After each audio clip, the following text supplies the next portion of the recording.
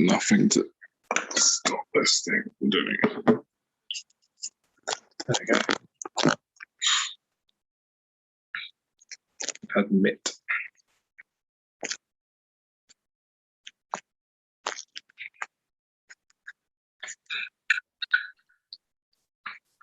How are we doing? You all right? Yeah, we're good. I believe we're live already on YouTube, but if we're live, we're live. It doesn't matter. So, how you been? You okay? I've been good, man. How you been?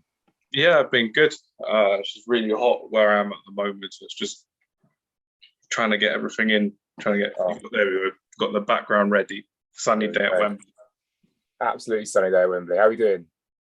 We're doing good. I'm just like a black hole of water at the moment. Just literally, I finished this bottle, my ever famous bottle from the podcast, like 2 times already today. It's like 1 o'clock. Ridiculous. There you go. I've got the big liter as well. So don't you worry about it. We're all good to go. I left that bottle at my parents' house. I'm really annoyed at that. So I have to just keep using this bottle, but it's all in good. I believe we're actually live on YouTube, so this should be good. Let's crack on. Can you hear me perfectly? Yeah, I can hear you good. No delay on me or no echo at all? No, we're good. We're all good. So yeah, let's crack on with it. I'm not sure if people are watching or even know about it, but it's going to stay on YouTube anyway. But yeah, thank you everyone for tuning in. This is a Sunday Scout show. We're back again, and it's literally just all focused on the European Championships, which kicked off Friday night. I was playing football on Friday night, so I did get to miss the Italy versus Turkey first half of the game. Got home for the second half, which was all good. But Danny, first things first, how have you been? How have you found the tournament so far? And I'm guessing from the both of us, we're all obviously praying that Christian Eriksen returns to full health and it gets back to normal properly, hopefully. Yeah, back to normal properly, I would say. No, yeah, definitely sending prayers and regards to Eriksen and his family. It was a horrible thing to have to watch yesterday, let alone be on the pitch. I commend the Denmark players and the Finnish players on there doing their best to try and help their teammate. Especially that you got to shout out to Kjær and to Schmeichel for all they did yesterday and creating the cover, where you had some players that were just so distraught they couldn't even look at the situation. So to be able to have someone on that team to stand up, and apparently as well, I was reading on Twitter say that Schmeichel was actually one of the people to go over to the helicopter crash as well for the Leicester chairman. So that guy's been through a lot, and I just really hope that he's able to get the help that he deserves if he ever needs it. And but yeah, I heard he's in a good stable condition at the moment. People go out and research how to do CPR, how to do compressions, how to use a defibrillator, do the FA course. I believe it's only about £30. And you get all certified, all qualified. It'll be the best thing you do to be able to notice an onset of an early heart attack or a stroke or whatever it may be. It could happen to anyone, really, couldn't it? Yeah. You don't know how it's going to affect anyone. And Christian Eriksen has had no history of heart conditions or lung conditions or cardiovascular conditions at all. So a few of the players and former players were saying, especially in the newspaper today, that it's UEFA and FIFA just playing all these tournaments all year round, and especially because of the pandemic, that's it. Had 30 months of non-stop football for some of these players and for some of these leagues that we've been watching, the Premier League, Serie A, German League, etc. Barely got a pre-season, barely got a rest, and they had to go all over again. And you've had 2-3 games a week, and it's the same for Christian Eriksen. Again, he was in Serie A, he was in the Champions League, had his Danish internationals as well. So it's just the fact that hopefully, fingers crossed, that this is a one-time thing and it doesn't happen to anyone else in any tournament or any game going up, with the Copa America coming up as well, with the Euros in summer as well. But it's just one of those things that if it's something that can happen to anyone. So it's just about making sure that we've actually got the right procedures in place. And I'm glad you gave notice to the course that the FA does as well. That's something that a lot of people, if you're involved in football, if you watch our channel, please have a look at that on the FA boot room, I think it is. We can look at the courses, and you can have a look at literally just doing this, just in case you're a coach or you're a scout or you're involved in grassroots football in any way. Gives you that peace of mind that if something does happen at your local football club, you know you're there to kind of help out with the CPR as well. Right then, let's go from game one, I should say. Game one was, for me, watching from the second half. I saw all the memes of like Turkey parking the bus and the little car running on the pitch, driving on the pitch, I should say. But how did you find the game personally, Danny? Because you watched the full game, only watched the last 45 minutes. So how did you find Turkey versus Italy?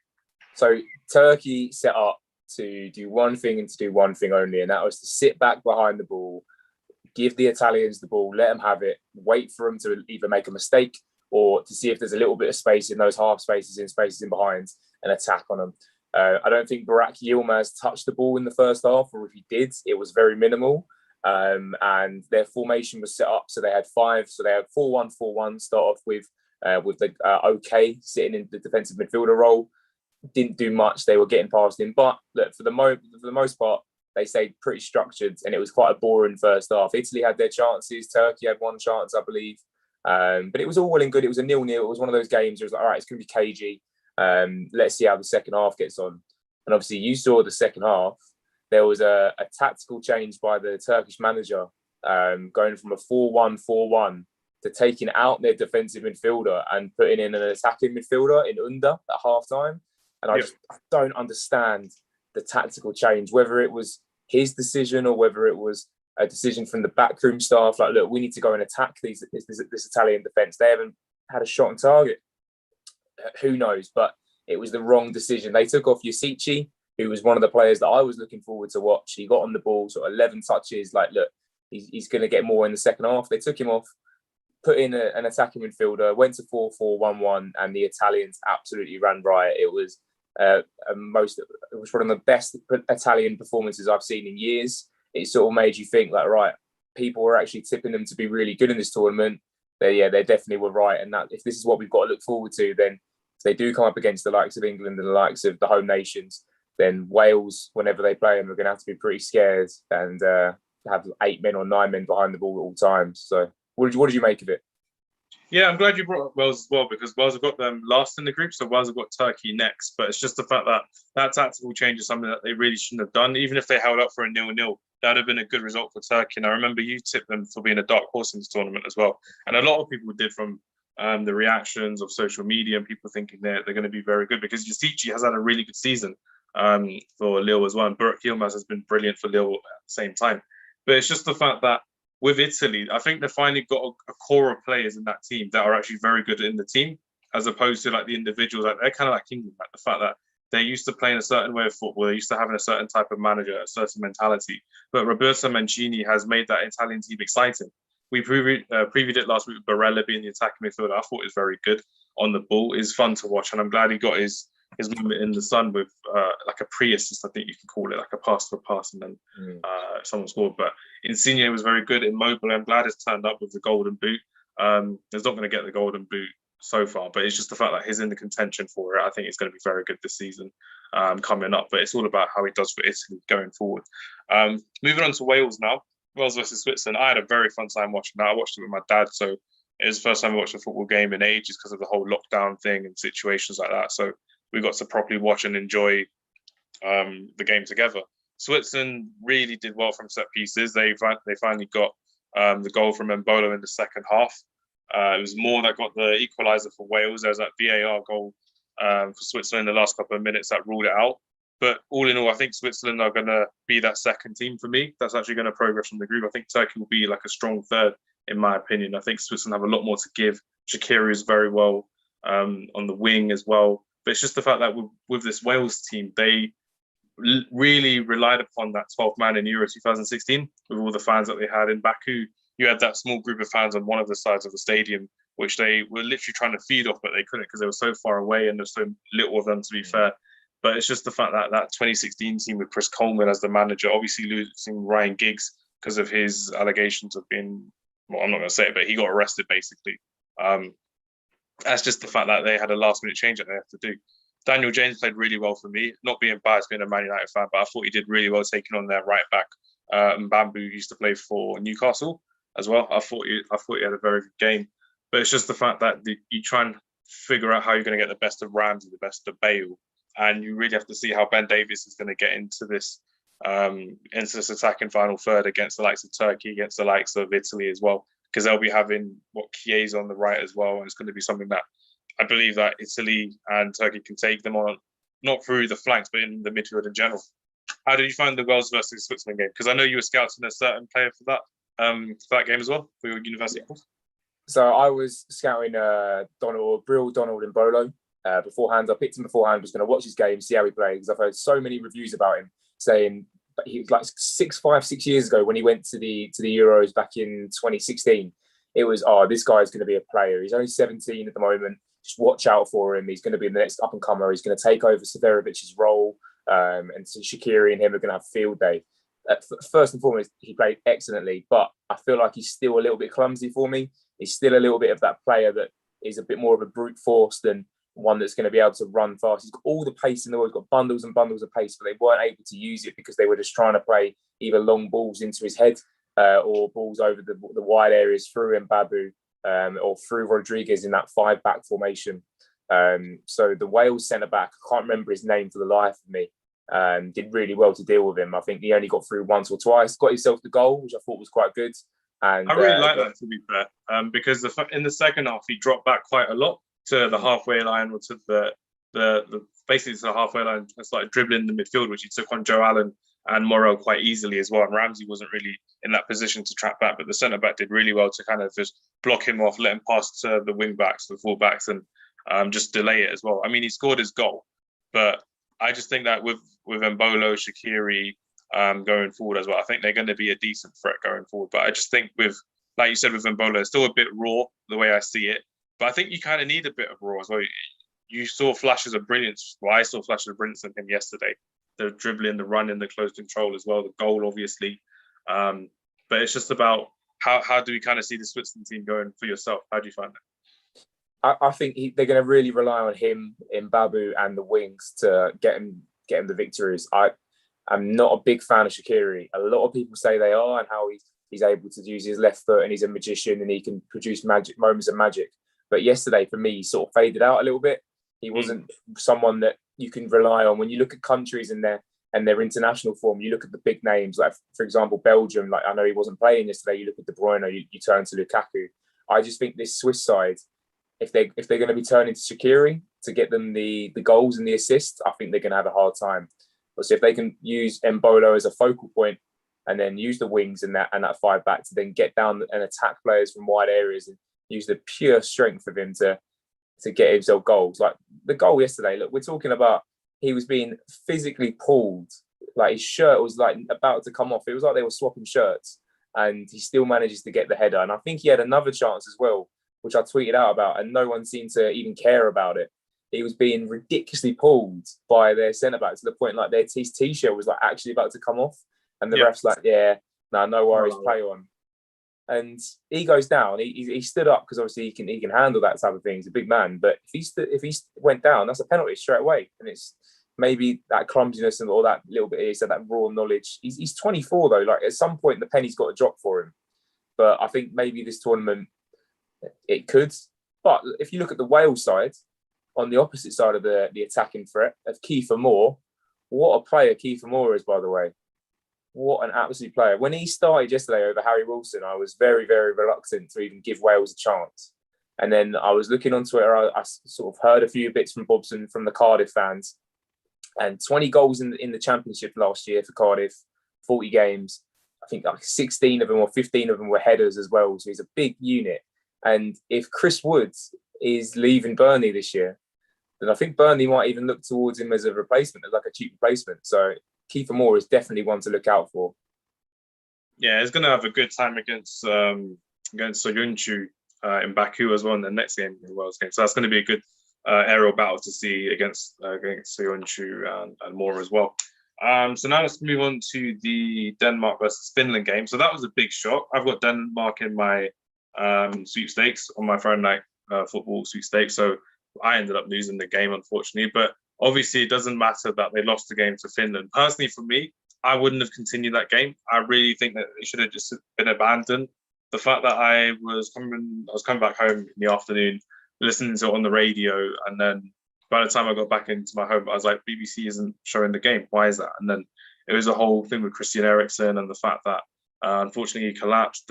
Like you mentioned at the beginning, the Denmark players had to surround it, so he had that privacy away from the media, away from the world as well.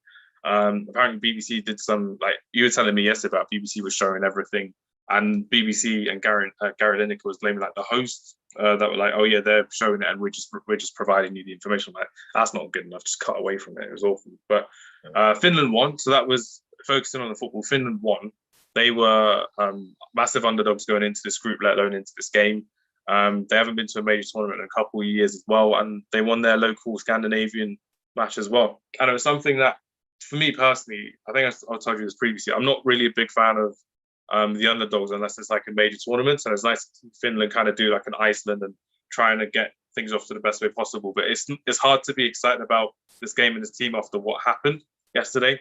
But as much as I want to talk about the football, you can't escape the Christian Eriksen thing. Like my in-laws called me earlier today, and they don't watch football, but they heard about Christian Eriksen. I'm like, it's just a global thing that's just gone crazy. But do you have any thoughts on the Denmark versus Finland game, Danny? Yeah, it's really, really difficult. I think the first 40 minutes of the game, just leading up to the incident, you could see that it was a good match on our hands. Like Denmark had a lot of the ball. Finland were doing their absolute best to get the ball just in wide areas and try and stop them from attacking. And you were looking forward to a second half. You're like, right, okay, cool. I'm going to go and get a coffee, get a tea, whatever. Go and just turn off the last 5 minutes. And obviously the tragedy happened of Christian Eriksen.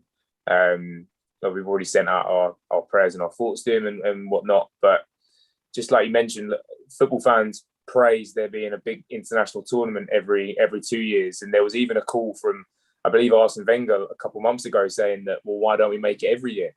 Why don't we make a World Cup every year or a European Championships every year, like every other year? And this has got to be, if it's found out to be the reason why, just like a stress issue or a playing issue of too many games in the moment, this is why the players need a break. Like, yes, they're on this amount of money and that's not their fault.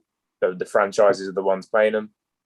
But look, you've got to have a break at some point. That's why they like their holidays a little bit too much, and we can give them that. But look, when you look at the game, it was a really, really edgy, sketchy game in the second half. I don't think Denmark had like you said, I think it should have been called off. I don't think Denmark had the mental strength to play on and to win that game. Yes, they might have been rolled up by, I think they had a FaceTime with Eriksen during the break to like get him riled up and get him piped up for it. But the finish were actually pretty good. The Finland side, I actually enjoyed watching them play and defend. You got Hidetsky in goal for Leverkusen. He looked very, very suspect at times, but look, when the moment mattered, he came through and he captured the moment. He saved the penalty. I think he made like 9 or 10 other saves during the match. Then one other player to highlight as well, who might be coming to the Premier League, which I was seriously impressed by, is Glenn Kamara for Rangers. Absolute baller, like all over the place. Had got the balls, winning it, was breaking up the play. I don't think he looked tired for the entire 90 minutes or how long the match would have been. Didn't look tired at all. And then obviously, I said that pre-assist, sent the ball out wide for then, however you pronounce that striker, to put the ball in the back of the net. Was it Polan Polo? Yeah, whatever it is. But look, good header. Maybe Schmeichel could have saved it. You know, the GK Union. I'm not going to put any discredit onto his performance for what's happened, but I think he would have maybe been a bit upset with how that goal's gone in. But look, 1-0, you move on to the next round. I don't know who they've got next, whether it's Russia or Belgium, but they could go and do something in this. Even if they get 3 points in the third place playoff, is gonna do you far. It's gonna absolutely do you far. You've got to get 1 point against Russia or Belgium, and you're through to the knockouts, just like that. And speaking of Russia versus Belgium, that was probably my favourite game of the day. The fact that we got to see Romelu Lukaku in his element, really. There was no De Bruyne. Hazard came on as a late sub as well. It was something that I really enjoyed. I'm a big fan of Romelu Lukaku anyway, so I was just happy to see him in his element. He obviously pointed down the camera saying, "Chris, I love you." Obviously, it's difficult for him. His teammate that he won Serie A with this season, whatever, for Inter Milan was crazy as well. But I was quite happy with that lineup from Roberto Martinez. It's just the fact that with their centre-backs, they still haven't replaced Company, in my opinion. I know Boyata's there, Denai is there as well, but you got Thomas Vermaelen on the bench. But don't they have any other younger centre-backs coming through or anything. Like, you still got Christian Benteke in the squad. I'm like, he's barely done anything for the last couple of years. I don't get why you'd have him as a backup striker as well. So that was odd for me in terms of their squad. But their starting level was brilliant. Tielemans did really well for me. Castagna as well is very good to watch as well.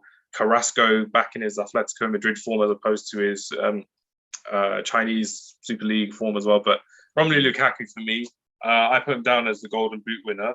Then I contradicted myself and didn't put him in my fantasy football team. That's on our Instagram page if you want to follow that. So I went for Kane, Mbappe, and I went for Yilmaz because of like budgetary issues. I was like, I'd rather have Kane as my guy. But what do you think of the Belgium versus Russia game? And I think Finland could beat this Russia side. I don't think Russia really turned up in St. Petersburg, their home ground as well. Also, you said you were watching Yuri Tielemans in the game. So how did he do it? I just want to mention Lukaku to start off with. First of all, 2 good goals. Like, whether the first one was offside, the logistics around it, whatnot. But I'm joining you in that 5% of pain for not having Lukaku in the fantasy league. I've gone with Arnautovic and Harry Kane as my 2 strikers. So if Harry Kane does not perform today against Croatia, it's going to be an absolute scene, and I'm going to have to bring him in for the hairdryer. So, but it makes common sense. Like, Belgium are the strongest side in that group. You've got Russia, you've got Denmark, and you've got Finland. And Lukaku, I think, he at least 2 more goals, 1 goal in each of his games. Kane, on the other hand, has got Croatia, Czech Republic, and Scotland, where you think, okay, he's going to get some.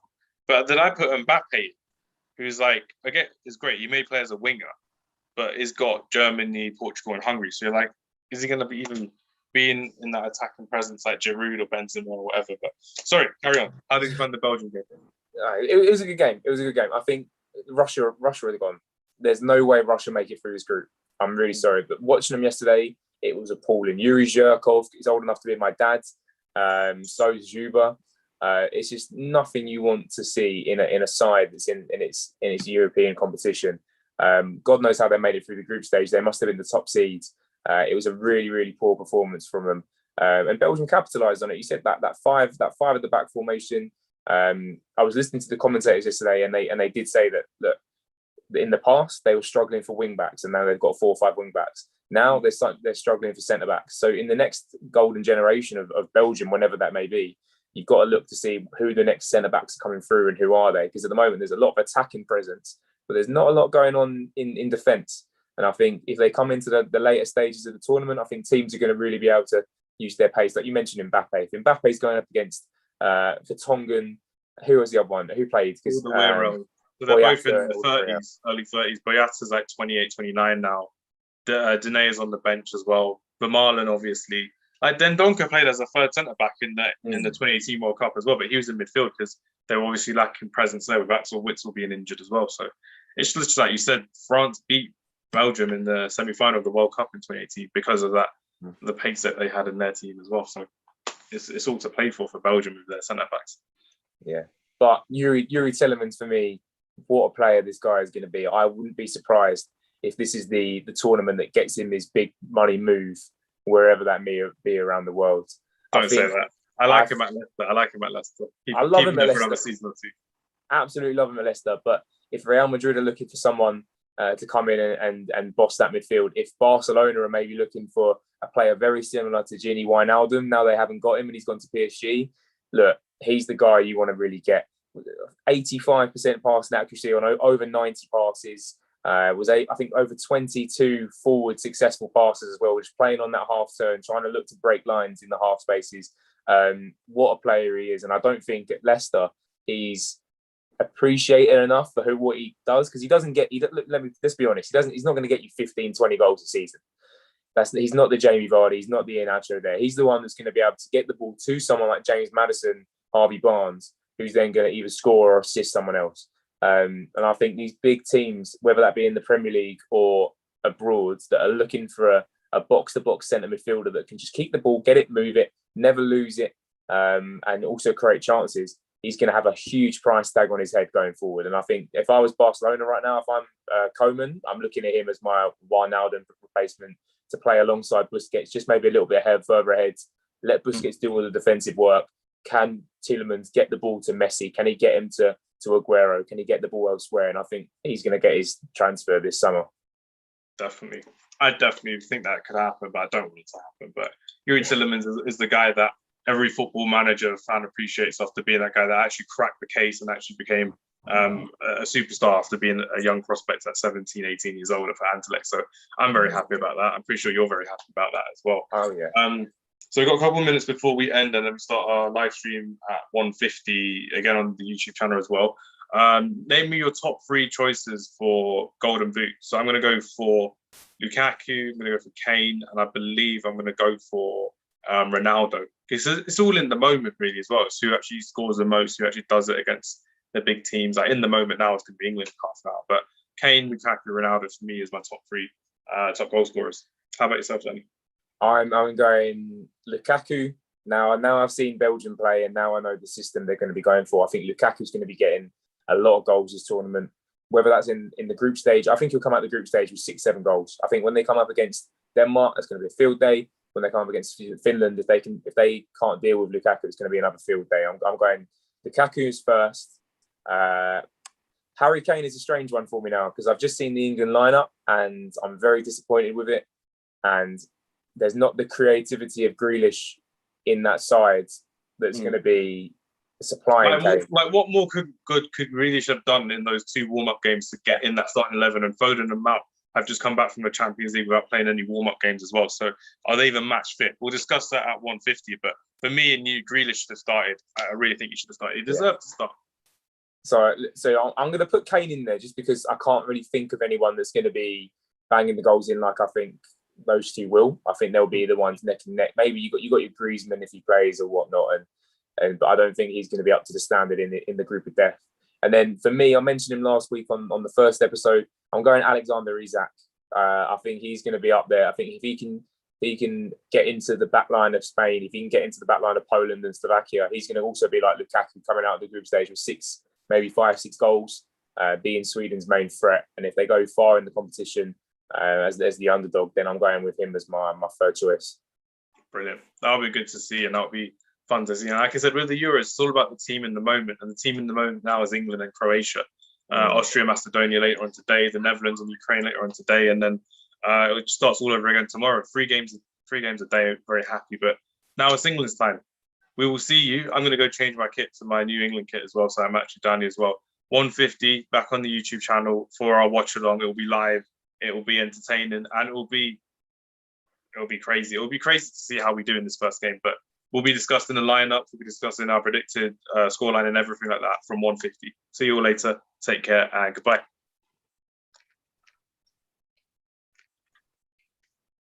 Go. Let's connect the port here.